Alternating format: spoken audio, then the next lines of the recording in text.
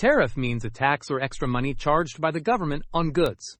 This tax is usually taken on goods that come from other countries. In simple words, tariff equals tax on imported or exported goods. When a country buys goods from another country, the government may add a tariff. The purpose of a tariff is to make foreign goods more expensive, protect local businesses, earn money for the government. The government increased the tariff on foreign cars. There is a tariff on imported clothes. High tariffs can reduce imports. The country removed the tariff on rice. Tariffs affect the price of goods. Imported phones may cost more because of tariffs. Local products become cheaper when tariffs are high. Tariffs can change market prices. The government imposed a tariff on imported toys.